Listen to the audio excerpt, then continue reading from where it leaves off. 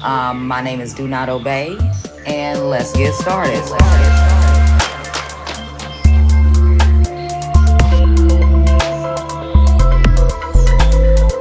Let's get it.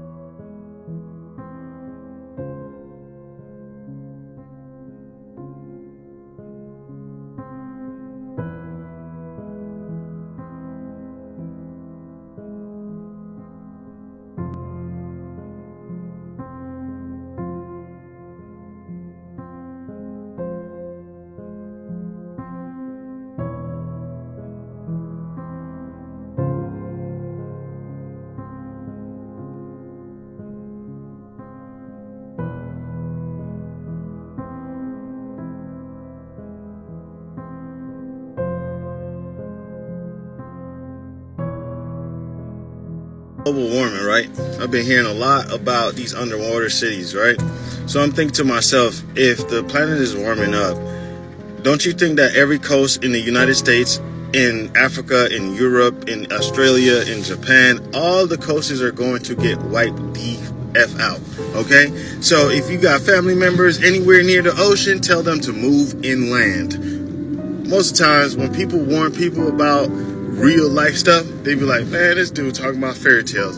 All right, with all these underwater cities that they found, and they just found one in India. They just found an underwater city in India, right? I'm sure there's multiple underwater cities all over. They just don't tell you that these cities was here, because when Pangea was a thing,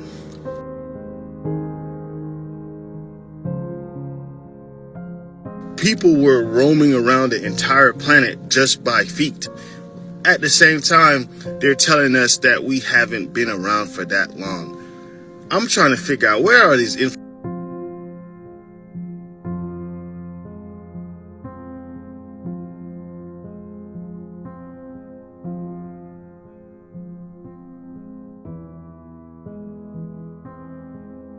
Why doesn't anyone talk about this? Evidence has just been released on the existence of ancient underwater cities. Our history is much different than we've been taught. In 1985, an ocean expedition by the National Institute of Oceanography discovered an ancient underwater city called Dwarka off the coast of India. The city not only contains intricately carved structures and road systems, but also mechanisms that once used to move. They must have had access to knowledge that made them extremely advanced.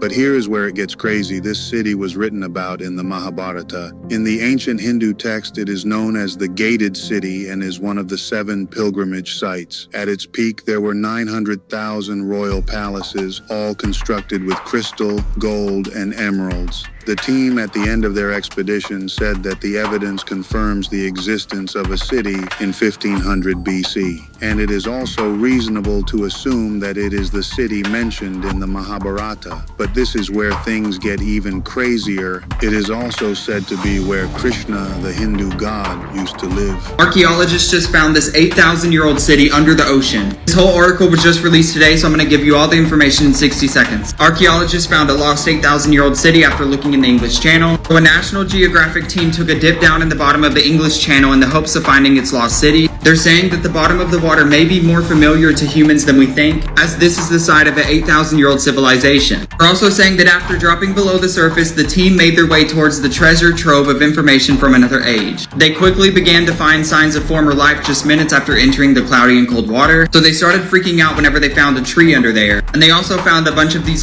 wood intertwined, it kind of looks like a fence. It's like a bunch of wood stacked up. He said that it feels like they're sitting in an ancient ghost town but underwater. They also found like building remnants, they found platforms, I guess like walkways. There's just a bunch of stuff down here they found the city. There's a city underwater, okay? There's a 100,000 square foot biodome on the floor of the ocean, which has essentially been drained of all water, creating a breathable, oxygenated interior on the ocean floor. It's massive. I'm talking 50,000 feet high, miles in circumference.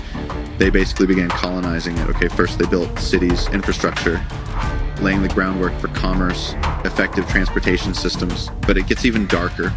Okay, they didn't colonize it with people who know what's going on. Okay, they took human embryos, right?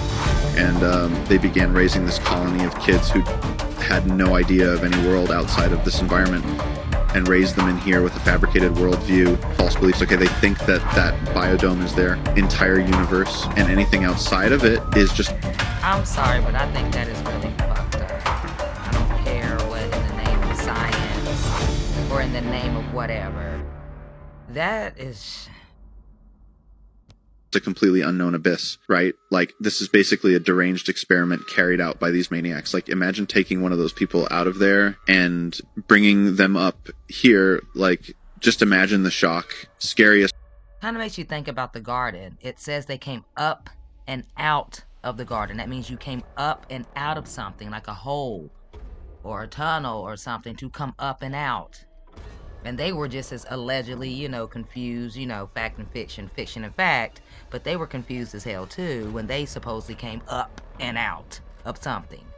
What if that's what they were doing? What if they were just, let's say they were just, I don't know, scientific experiments, and people were already on top of the earth, which I already know they were, but that's just my theory. And these beings were down somewhere in a cavern in the earth or down in the water. Get in trouble, get exiled, get thrown up to the whatever they call us. This part is there are dozens upon dozens of these biodome experiments down there. Like, they're creating a fabricated mini universe paradigm. You know what else this makes me think about? What about the commercials with all these different kids and young adults, right? And Nickelodeon and all these young TV shows, you know what I mean? What if these are the kids from the biodomes, the experiments, the scientific labs? They can grow them, you know, train them to be actors, dancers, rappers, whatever. Allegedly, hell, it would make sense that Drake would have been born down there. Where these biodomes are different planets and the people in the colonies just don't know. This iconic city come to be, and who brought it into existence? The story begins in 332 BCE, when Alexander the Great, the Macedonian king known for his unmatched conquests. Hey guys, real quick, let's just go ahead and just kind of keep it real, right? It sounds nice, you know, his conquest, you know, really, yeah. Dude, it means that he's just really good at stealing land and taking things from people and collecting things that doesn't belong to him. Okay, bye. Arrived in Egypt. Legend has it that Alexander was inspired by a dream to establish a city at the edge of the Nile Delta. Now, it said that he had a dream, right? So, did he have a dream? Did he allegedly lie and said he had a dream to make it more plausible to steal land that does not and will never belong to him? It kind of sounds like a cult as well. You know how like the cult leader says that he was told or he had a dream and you're supposed to do this and get this and give me all of this. I'm just saying. Okay. Facing the Mediterranean Sea, he envisioned a city that would connect Greece and Egypt. Who gave him permission? Okay. I'm just saying, like, who gave him permission? Blending the two cultures and serving as a center of learning, trade, and power. Alexander personally sketched the city's layout, marking its streets and public spaces with flower. Guided by his vision and advice from Egyptian priests. Now, allegedly, hypothetically, if this is true, he had to give up some type of offering or had to be approved somehow or some way to do what you want to do on a sacred continent. You know what I mean? Of kings. Like there were kings, a lot of kings and queens. Cleopatra is from Africa. Okay? So maybe they had a business deal. Baby. He placed the city near a small settlement called Rakotis. The location was strategic, offering easy access to the sea and protection from inland invasions. By the time of Alexander's death, in 333 BCE, the city he founded bore his name, Alexandria. They're hiding this from you. New evidence shows there were ancient cities underwater, meaning our history is different from what we've learned. In 1985, the National Institute of Oceanography found an ancient underwater city called Dwarka off the coast of India. The city has intricately carved buildings, road systems, and mechanisms that used to move. They must have had access to knowledge that made them very advanced. But here is where it gets crazy. This city was mentioned in the Mahabharata. In the ancient Hindu text, it is known as the Gated City and is one of the 7 pilgrimage sites. At its peak, it had 900,000 royal palaces, all built with crystal, gold, and emeralds. At the end of their expedition, the team said the evidence confirms the existence of a city from 1500 BC. It is reasonable to assume it is the city mentioned in the Mahabharata, but things get even crazier. It is also said to be where Krishna, the Hindu god, used to live.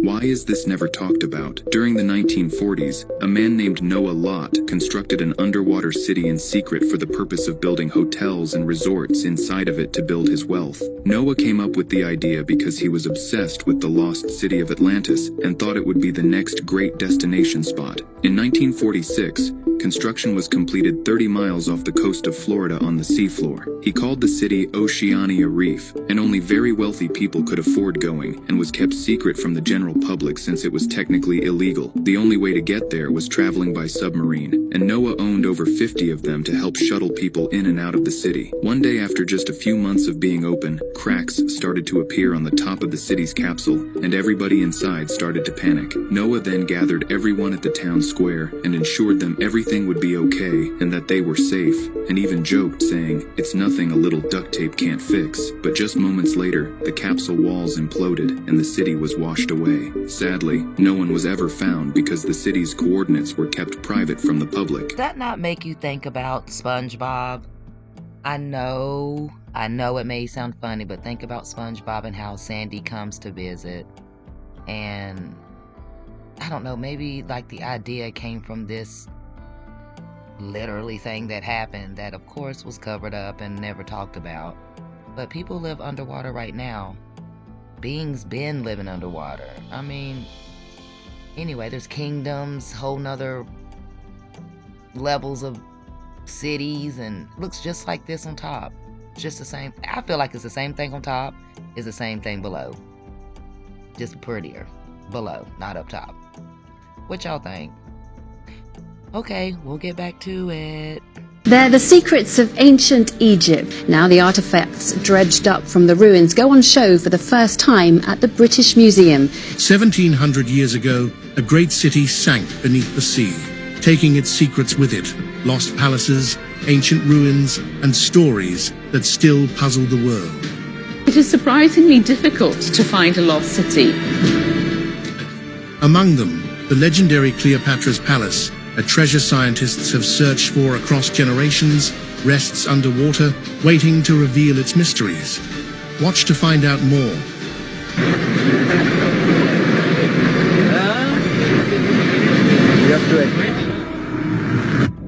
The lost Roman city of Baiae. For over 1,700 years, a lost city lay hidden beneath the blue waters of Italy's coast. Now divers have uncovered its breathtaking ruins, an entire Roman city frozen in time beneath the sea.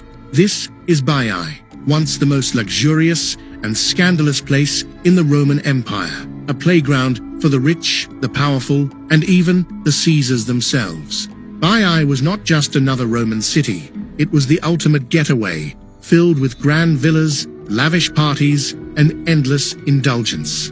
Emperors like Julius Caesar and Nero spent their days relaxing in its hot springs and their nights enjoying the wildest celebrations. It was a place of wealth, excess, and pleasure. But then, the city met a mysterious fate.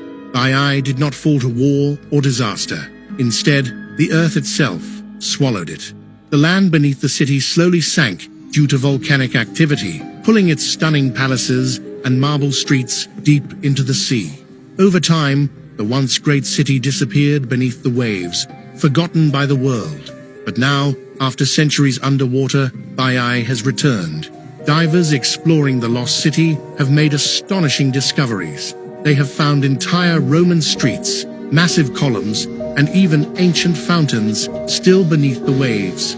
But one of the most beautiful treasures is a mosaic, an intricate piece of art made of colorful marble. Once, this masterpiece decorated the grand home of a wealthy Roman. It lies in pieces on the ocean floor today, a silent reminder of the city's former glory.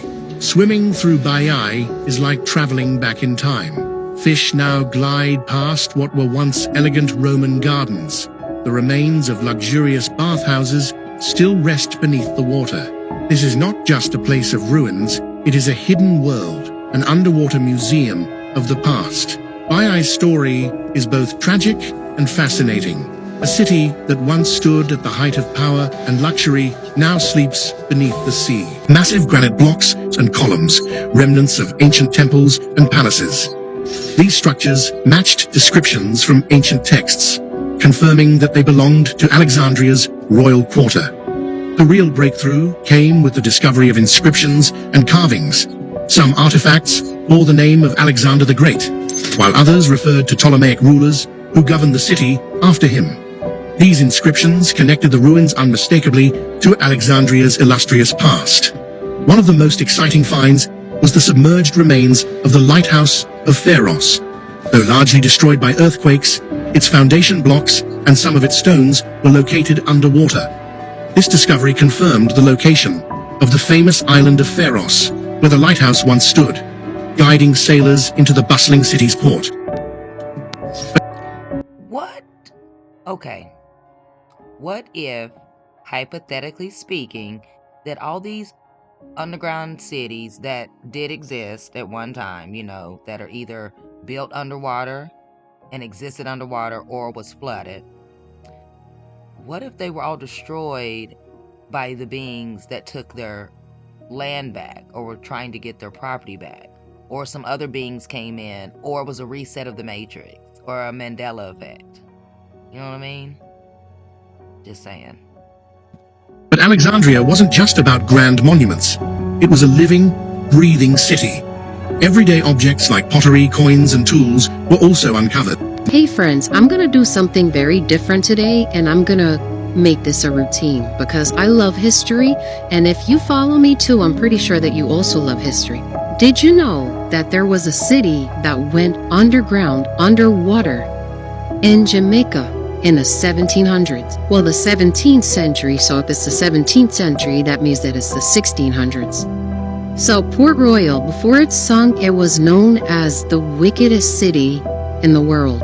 And that is because of all the piracy. It was known for gambling, it was known for debauchery, and a whole bunch of other things, not to mention the trade.